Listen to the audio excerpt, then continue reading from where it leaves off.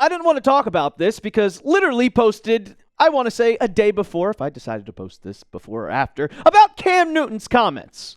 Well, on Thursday, they spoke about Drake Maye's clapback, and Stephen A. Smith had words to say about Drake Maye, and it just flat out pissed me off. So we're going to talk about it on the channel. I'm probably going to have a big, gigantic rant about the biggest loser at ESPN and the reason why it's completely failing. Welcome into Patriots Today by Chat Sports, by the way. I am your host, Brett Alper. So let's just get to Stephen A's comments, shall we? He called Drake Maye a liar. He said Drake Maye is a liar. First Take is the number one show in the morning. Don't tell me you an athlete and don't know that. Don't tell me that you an athlete and you don't know that Cam Newton is on this show. You lying. Yeah, whatever, man. Whatever. So this is why you subscribe to the channel, because we're talking everything Patriots all the time.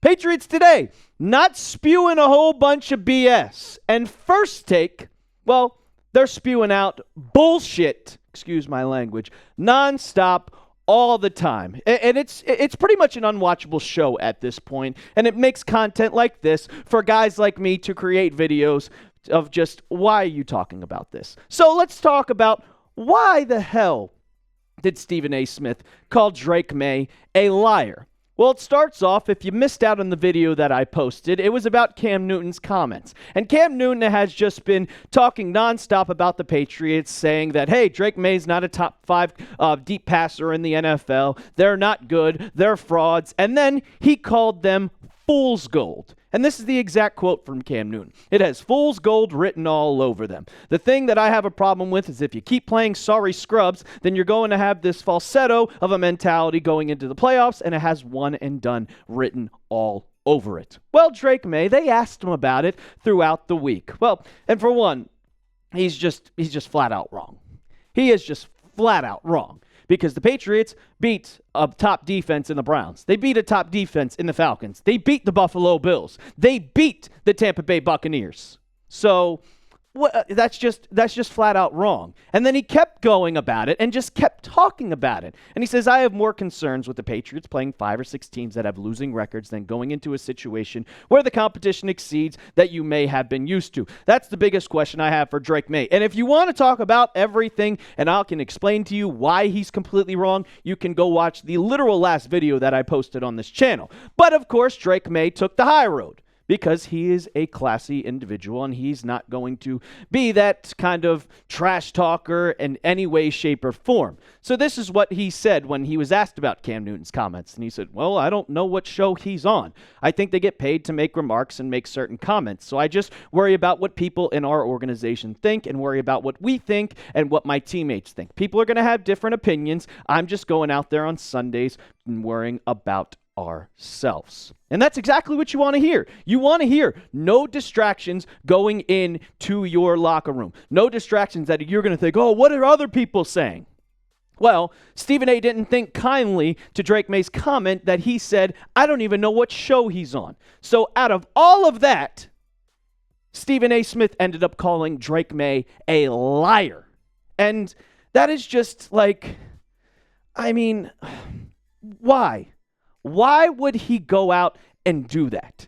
There is no need for him to say Drake Maye is a liar, because it doesn't do anything for you. It doesn't make you look like the bigger person. It doesn't make you look like, oh, Drake Maye's in the wrong here. It's so flat out stupid to me. And thank God that Ryan Clark, actually speaking good for once, said, no, Stephen A., you can't talk about that. That is just, no, you're not going to call him a liar. He was backing up Drake Maye. But like, Stephen A., where do you get off, dude? Calling someone a liar on national television is just the biggest bunch of bullshit that I have ever heard. It seems like every single week, over and over and over, ESPN is just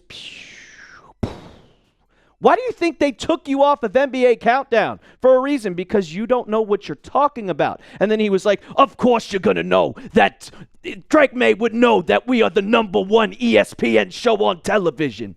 But when would he have time to watch the show? I don't have time to watch the show. I'm making content for you Patriots fans out here, so I don't watch First Take. But then Drake Maye, he's going out there preparing for the Cincinnati Bengals, preparing each and every week, watching film. When would he have time to watch it? Do you really think that he's going to sit down on his TV? Oh, I wonder what's happening on First Take right now while he's at the facility? No, I don't.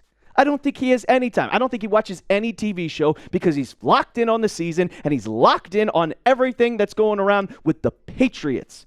Not ESPN, not Fox, not whatever. This just shows that Stephen A. Smith's ego is absolutely off the charts, that he thinks that every single person on the planet is watching First Take, and that's just not the case. And it shows just how bad the show is falling. And then Cam Newton went and doubled down his comments on their Fool's Gold, and he's just going to be proven wrong. He's, of course, going to be proven wrong. And it just gets annoying and annoying and annoying because I have to sit here and listen to those guys have a national platform and talk about my quarterback and just, he's a liar. Give me a break. Give me a freaking break. There's a reason why I don't watch the show anymore. One, it's because I work here now and I actually have to do work instead of watching a bunch of losers talk about sports. But you can watch actual good people give you the content here at Chat Sports. So are you tired of First Take? Give me a Y for yes or an N for no down in the comments section. On the back half of this video, Bleacher Report came out with an article talking about Ramondre Stevenson's future as a New England Patriot. And we all had the question, because honestly, I ain't going to lie, I'm getting cooked on Twitter right now with the video I posted saying Ramondre should still be the starting running back. But before we get into that, I got to tell you about our sponsor of today's show, and that is PrizePicks. I use PrizePicks every single day. Every single day, and I've been using it even before I started working here at Chat Sports. And the hard-hitting football action is even better with PrizePicks. The weather might be changing, but the feeling of being right never gets old. So keep the season rolling on PrizePicks by getting $50 instantly in lineups after you play your first $5. PrizePicks is simple to play. Just pick more or less on 2 to 6 player stat projections, and if your picks are right, you could cash in. PrizePicks invented the flex play, which means you can still cash out if your lineup isn't perfect. You could double your money even if your picks don't hit. I made a lineup for Sunday, and I made it before we found out that most likely I think that he's going to play, and that's Joe Burrow. So Joe Flacco, that will be nixed off there. But you still got Drake Maye and Hunter Henry, and I got the more on both for Drake Maye passing yards, 251.5, and more on Hunter Henry, 37.5 receiving yards. You can make a lineup just like that one when you download the app today and use code CLNS to get $50 in lineups after you play your first $5 lineup. That's code CLNS to get $50 in lineups after you play your first $5 lineup. PrizePicks, it's good to be right. All right, let's talk about Ramondre Stevenson. And Bleacher Report came out with an article and talked about every single team's most valuable trade piece. And they listed Ramondre Stevenson as the most valuable piece for the Patriots. And we know about Ramondre Stevenson and how, he has the fumbling problems. Yeah, he's missed the last 3 games with a toe injury. Yeah, a lot of people think that TreVeyon Henderson should be the starting running back. But here's what Bleacher Report had to say. The 27-year-old still has his moments, which should be enough to draw some interest. Meanwhile, rookie second-round pick TreVeyon Henderson has emerged as the clear-cut top dog in the New England backfield. And now, talking about that, I could see the Patriots trading Ramondre Stevenson. Obviously, the trade deadline has already passed. It's not going to happen this year. But next offseason, when the Patriots are really starting to make moves, look into the future of what do we need to fix? What do we need to do differently? I could see the Patriots looking to try and trade the veteran running back. He's going to be 28 years old, and in running back years, that is like 100. He's getting up there in age. And you can see right there, 83 carries, 279 yards. He is still a very productive running back for the Patriots in a sense of pass blocking, in a sense of the downhill runs. That is better than TreVeyon Henderson.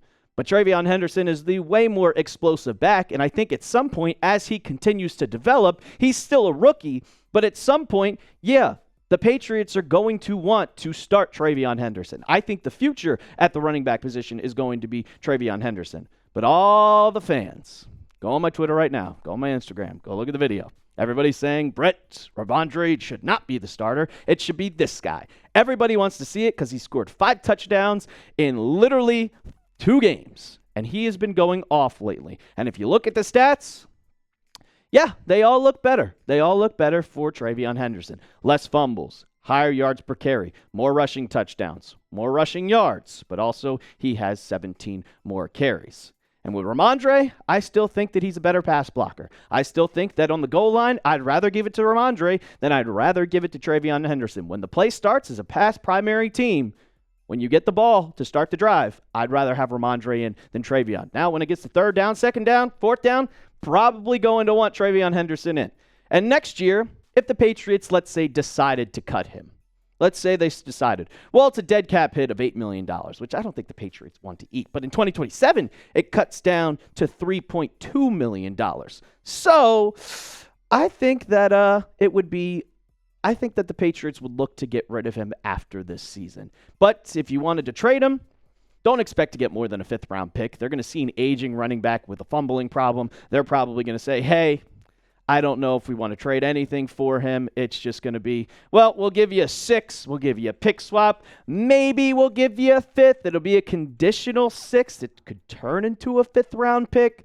But right now, with the production that Ramondre is giving, he's kind of just your goal line piece. He's kind of your pass blocker. So with that, I don't think the Patriots would even get anything for him. I think they would look to just, hey, you can take him. Some person's going to take a flyer on him. But at that point, they would definitely cut him, in my eyes, in 2027. I think for sure that the Patriots would cut him, release him at a 3.2 cap hit. Yeah, he won't be a Patriot past 2027. Would you trade Ramondre this offseason? What do you guys think? I'm going to go my T for trade. I still think that he should be the starter for the rest of the year, but I'm saying 60%, 40% splits Ramondre, TreVeyon, and slowly but surely give TreVeyon that. But you let me know down in the comments section. T for trade, K for keep. And also hit that sub button, ladies and gentlemen. We will be live for Patriots Bengals at noon Eastern, so you're not going to want to miss it. And as always, let's go Pats.